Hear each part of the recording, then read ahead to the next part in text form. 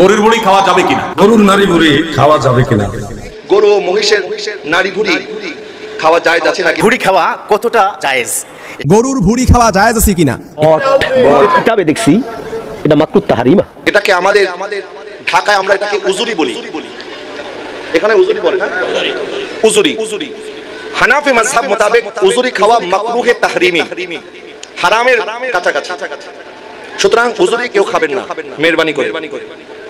আমাদের দেশের অনেক মানুষ মনে করেন কোরবানি দেওয়ার আগে বললেন না যে আমার উজুরিটা আমার লিগা রাখতে, কারণ হচ্ছে হারামে আরাম বেশি।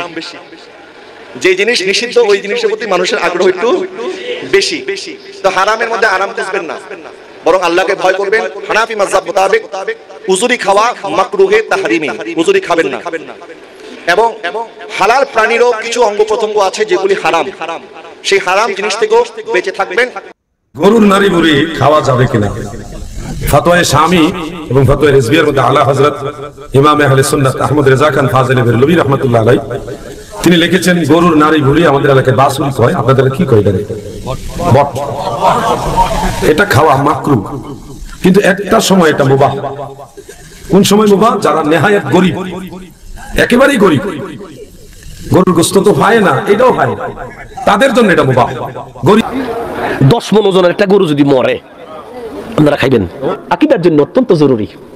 গরুর ফেটের ভিতরে যে একটা কিতা থাকে বট, কিতাবে দেখছি এটা মাকরুহ তাহরিমা। জি, কি মাকরুহ তাহরিমা মানে হারাম। সিগারেট মাকরুহ তাহরিমা না, এটা মুবাহ। কিন্তু গরুর বটটা মাকরুহ তাহরিমা, খাইলে ইবাদত শেষ। তো শকুনে কয় যে দেশের মানুষ হাঞ্জি খায়, তুই জানে তো শকুন আমরা এই দেশে থাকতাম না, 40 বছর আগে আফ্রিকা জঙ্গলে গেছে। যারা হাঞ্জি খাও বট খাও আমল শেষ। আমিও খাইছি, যখন মাসলা দেখছি এখন আর খাই না, না সুবিধা নাই। তবে জালালি মাসলা জানছি, মাসলা জানাই দিছি। মুফতি সাহেব কইবেন জালালি সাহেব একটা ফতোয়া দিছে হাঞ্জি বলে মাকরুহ তাহরিমা। যদি আমার কথাটা ডিঙ্গায় আমার লগে বহাসে বসাবেন। যারা হাঞ্জি এতদিন খাইছো যদি না জানি না খাও, আল্লাহর কাছে যে তওবা কর, আল্লাহ হয়তো মাফ দিতে পারে। আল্লাহ লা তাকনাতু মির রাহমাতিল্লাহ। বট ভুঁড়ি খাওয়া জায়েজ। যদি গরুটা খাওয়া জায়েজ হয় তাহলে গরু ভুঁড়ি বট খাওয়া জায়েজ। হ্যাঁ, গরু যদি মৃত হয়, মরা গরু ছিল, আর তারপরে গরু গোশতটা তো খেলো না, কিন্তু গরুর ভুঁড়িটা নিয়ে আসলো খেলো, তাহলে তখন হারাম। আশা করি কথা বুঝতে পারছেন না।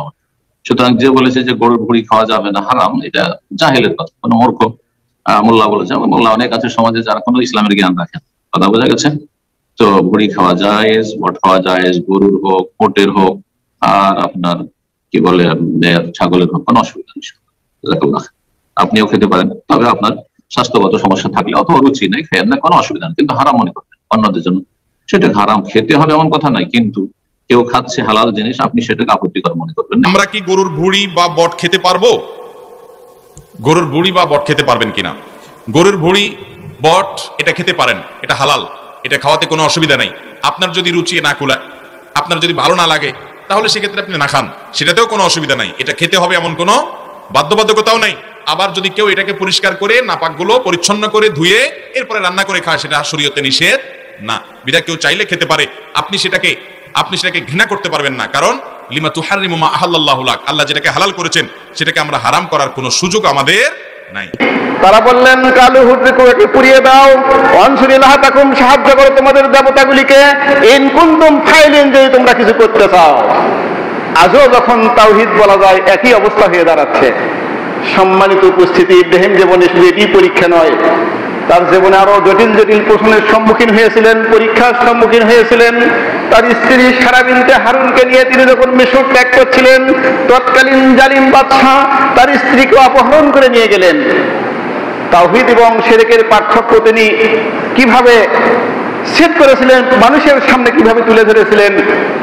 আল্লাহর প্রতি একনিষ্ঠভাবে যে বিশ্বাস ছিল তার প্রমাণ হলো তার স্ত্রী তখন আল্লাহর দরবারে প্রার্থনা করেছিলেন, যখন বাদশা তার দিকে হাত বাড়ালো, যে তিনি আল্লাহর নিকট প্রার্থনা করলেন, প্রতিপালক তুমি যদি জানো আমি তোমাকে বিশ্বাস করেছি রব হিসেবে, লজ্জা স্থানকে স্বামী তিনি কন্যার নিকট থেকে হেফাজত করেছি, তোমার রসুলকে বিশ্বাস করেছি, তাহলে জালিম যেন আমার কোনো ক্ষতি করতে না পারে।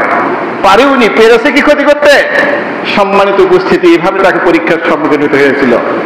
অবশেষে আল্লাহর পক্ষ থেকে পরীক্ষা আসলো কি? আল্লাহ পাক তার প্রিয় পুত্র ইসমাইলকে নিজ হাতে কুরবানি করার অর্ডার তিনি আল্লাহর পক্ষ থেকে পেয়েছিলেন। ইব্রাহিম আলাইহিস সালাম যখন প্রথম দিন স্বপ্ন দেখলেন, এটি হচ্ছে স্বপ্ন দেখার রাত্রি। দ্বিতীয় রাত্রের স্বপ্ন দেখলেন, এটা সিদ্ধান্ত গ্রহণের রাত্রি। তৃতীয় রাত্রের স্বপ্ন দেখলেন, এটিতে কুরবানি করার রাত্রি, অর্ডার পেয়ে গেলেন। তিনি তার একমাত্র পুত্র, কলিজার টুকরো সন্তান হযরত ইসমাইলকে মিনা প্রান্তরে নিয়ে গেলেন। বলছে, বাবা ইবনাইয়া ইন্নী আরা ফি মানামি আন্নী আসবাহুকা, বলছে বাবা, মহান আল্লাহর নির্দেশ আমি নিদ্রার মাঝে দেখেছি, তোমাকে আল্লাহর নামে উৎসর্গ করতে হবে। যেমন বাপ তেমনি বেটা, প্রস্তাব কত বড়। আর সেই ছোট্ট ছেলে ইসমাইল বয়সটা ছিল, কোরআনুল কারীমে আল্লাহ পাক বলেছেন ফালাম্মা বালাগা মাসা, যখন সে পিতার সঙ্গে চলার বয়সে উপনীত হলো,